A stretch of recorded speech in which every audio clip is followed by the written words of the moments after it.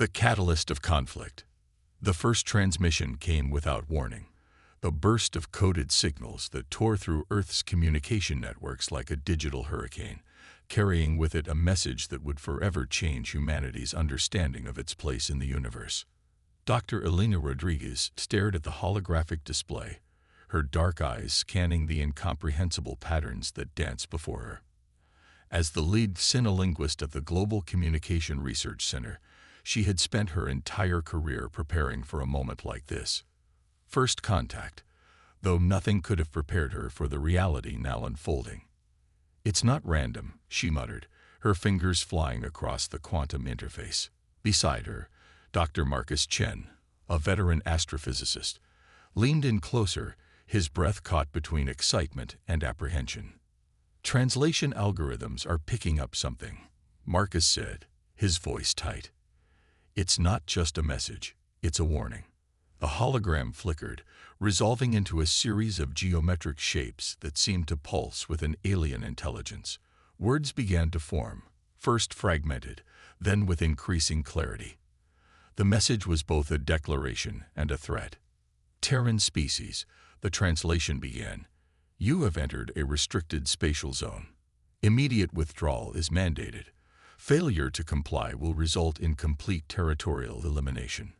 Elena's hand instinctively touched the communication link on her wrist. "We need to alert the UN extraterrestrial response team immediately." Within hours, the world changed. The mysterious transmission, originating from a previously uncharted region of the Orion Arm, represented humanity's first direct contact with an advanced alien civilization. But this was no peaceful greeting. It was an ultimatum.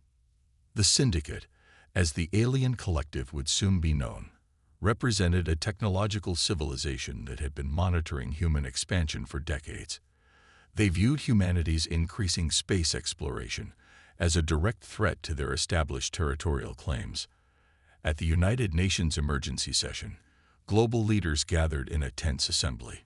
Representatives from every major nation sat shoulder to shoulder, the weight of humanity's potential extinction hanging in the air. "We cannot be intimidated," declared Admiral Karen Wolf, head of the newly formed Interstellar Defense Command. Her silver hair and piercing blue eyes reflected a lifetime of military strategy. "Our species has survived countless challenges. We will not be bullied into submission." The first response came not through diplomatic channels, but through an unexpected source of human unity. Scientists, military strategists, politicians, and civilians found themselves aligned in a way they never had before. The external threat had done what centuries of internal conflicts could not. It had united humanity with a singular purpose. Dr. Rodriguez's initial linguistic analysis revealed something profound. The Syndicate's communication wasn't just a threat. It was a test. They were measuring humanity's response, probing for weakness, looking to determine whether humans were a species worth engaging or simply eliminating. "They don't understand us," Marcus said during a late-night strategy meeting. "They see technological advancement as the only measure of a species' worth. But they're about to learn that humanity's strength isn't just in our technology. It's in our adaptability, our creativity, our ability to transform challenges into opportunities." As preparations began for potential conflict, something remarkable happened. Research laboratories that once competed now collaborated. Military branches from different countries shared intelligence. Technology companies pooled resources. Humanity was preparing not just for a potential war, but for its first true test on the galactic stage. The Syndicate had issued its ultimatum. Humanity's response would define not just its survival, but its future among the stars. The hunt was about to begin. Technological breakthrough. The global research initiative, dubbed Project Horizon, transformed scientific collaboration into an unprecedented global movement. Laboratories across continents worked in synchronized shifts, their efforts unified by a single purpose: developing technologies that could level the playing field against the technologically superior Syndicate. Dr. Aisha Patel, a quantum computing expert from the Mumbai Institute of Advanced Technologies, found herself at the epicenter of humanity's most critical technological endeavor. Her team had been working on a revolutionary adaptive quantum network, a system that could learn, modify, and respond to completely unknown technological challenges in real time.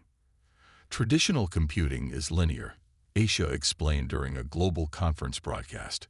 We're creating something entirely different, a system that doesn't just process information, but anticipates and adapts to threats we can't even imagine yet.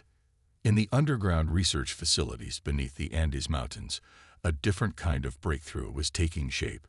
Dr. Ryan Martinez, a materials engineer, had discovered a nanocomposite that could rapidly self-repair and reconfigure its molecular structure. What began as a theoretical project now represented humanity's potential to create adaptive defense systems that could evolve faster than any known technological framework. The military saw these developments differently. Admiral Karen Wolf understood that technology was only as good as its implementation. She began restructuring the Interstellar Defense Command, creating flexible combat units that could rapidly integrate new technologies and adapt to unpredictable scenarios. We're not just building weapons, Wolf told her senior commanders. We're building a new approach to conflict. The Syndicate expects us to fight like every other species they've encountered. We're going to show them something entirely different. Satellite tracking stations began picking up increasingly aggressive scans from Syndicate territory. Each probe was met with a carefully constructed response, not of direct confrontation, but of calculated misdirection. Humanity was learning, watching, preparing. The breakthrough came unexpectedly during a simulated combat scenario. Dr. Marcus Chen's team had developed an algorithmic warfare system that could predict and counter alien technological approaches with unprecedented accuracy. It wasn't about overpowering the Syndicate. It was about understanding them so completely that their own technologies could be turned against them. They see us as primitive, Marcus told Elena Rodriguez during a late-night strategy session. But primitivity is often confused with potential. We're not just developing technology. We're reimagining what technology can be. Global resources were redirected. Space exploration programs merge. Private corporations set aside competitive interests. The entire planet was transforming into a single adaptive organism, preparing for its first true test among the stars. The Syndicate continued to send increasingly aggressive transmissions. Each message was a mixture of threat and curiosity. They could not understand why humanity refused to be intimidated. What they didn't realize was that humanity was doing something no species had done before. They weren't just preparing for war. They were reimagining the very concept of conflict. The hunt was about to enter a new phase: diplomatic pressure and resistance. The Galactic Diplomatic Consortium, assembled in its massive orbital station, a testament to millennia of interspecies negotiation. Representatives from dozens of advanced civilizations watched with a mixture of concern and curiosity as the human delegation arrived. Ambassador Elena Rodriguez stood at the center of the chamber, her presence radiating a calm determination that seemed to unsettle the alien delegates. Behind her stood a diverse team of human representatives, scientists, military strategists, and political experts, each carefully selected to represent humanity's multifaceted nature. We are not here to be judged, Elena began, her voice clear and unwavering. We are here to be understood.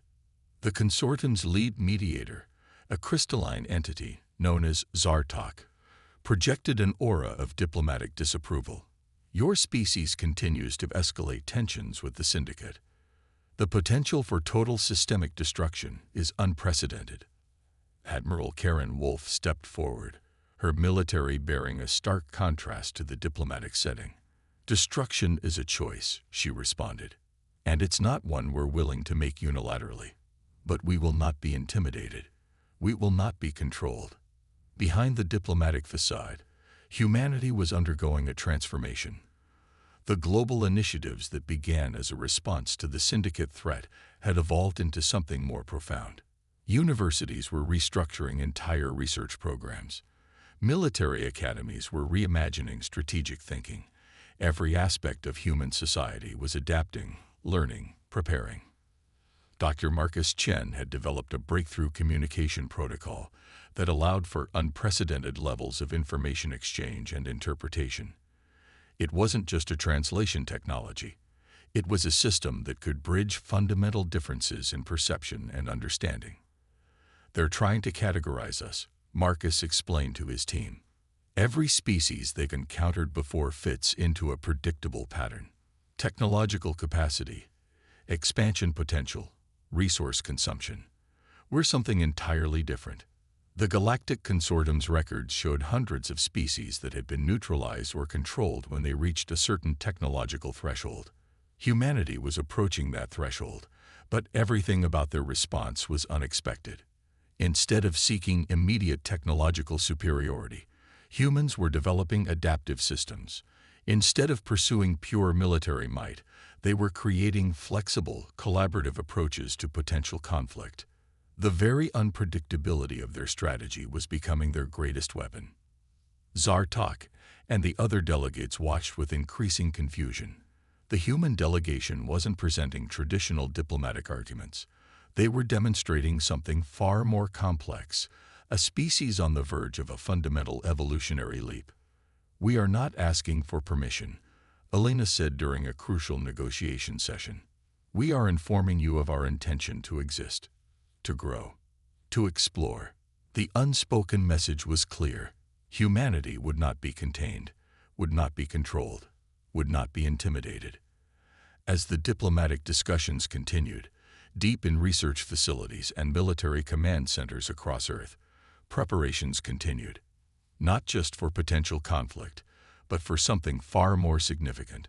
The hunt was evolving, and humanity was leading the way. The turning point. The first direct confrontation came without warning. Syndicate scout ships descended upon the outer solar system, their energy signatures blazing like artificial stars against the dark canvas of space. Traditional military doctrine would have suggested an immediate aggressive response. Humanity chose a different path.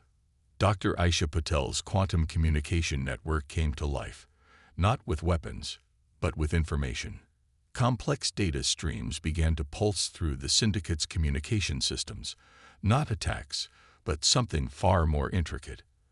Adaptive algorithms that began to probe, to learn, to understand. Admiral Karen Wolf watched from the Earth Defense Command Center, her strategy departing entirely from conventional warfare. "We're not going to fight them," she explained to her senior officers. "We're going to make them understand us." The syndicate's initial assault was met with something they had never encountered before. Instead of defensive shields or counterattacks, humanity responded with a multi-layered approach that defied all known combat protocols. Communication systems began broadcasting a complex tapestry of human culture, scientific discoveries, artistic achievements, philosophical debates, moments of individual and collective triumph. Dr. Marcus Chen had designed the communication protocol as a kind of technological empathy. "They see us as a threat because they don't understand us," he had argued during its development. "So we'll show them everything we are." Syndicate ships found their targeting systems confused by adaptive holographic projections. Their communication networks were flooded not with military encryption, but with human creativity. Music that challenged their understanding of sound, mathematical proofs that revealed entirely new conceptual frameworks, artistic expressions that defied their rigid categorical thinking. Ambassador Elena Rodriguez had prepared for this moment her entire career. The diplomatic groundwork they had laid was now translating into a form of warfare unlike anything the galaxy had seen before. Humanity was fighting not with destruction, but with understanding. Deep within the Syndicate's command structures, something unprecedented began to happen. Their rigid hierarchical systems started to experience what could only be described as cognitive dissonance. The human approach was so fundamentally different from any species they had encountered that their predictive algorithms began to fail. "They're trying to communicate," Dr. Chen observed, watching the complex data streams. "Not just transmit information, but actually communicate." The turning point came not with a massive battle, but with a moment of profound realization. The Syndicate's scout ships, instead of continuing their assault, began to slow. Their communication patterns changed. They were no longer approaching as conquerors, but as something closer to curious observers. Admiral Wolf allowed herself a rare smile. "We're not just defending ourselves," she told her team. "We're expanding the galaxy's understanding of what's possible."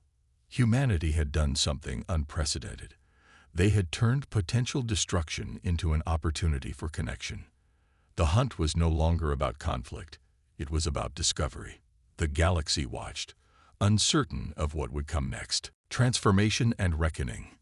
The aftermath of the encounter with the Syndicate was nothing like anyone had predicted. Space stations that once bristled with defensive weaponry now hummed with collaborative research centers. The boundaries between human and alien technologies began to blur, creating something entirely unprecedented. Dr. Aisha Patel stood before the Galactic Scientific Consortium, her presentation revealing the true depth of humanity's breakthrough.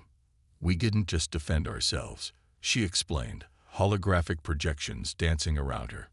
"We demonstrated that technological advancement isn't about power.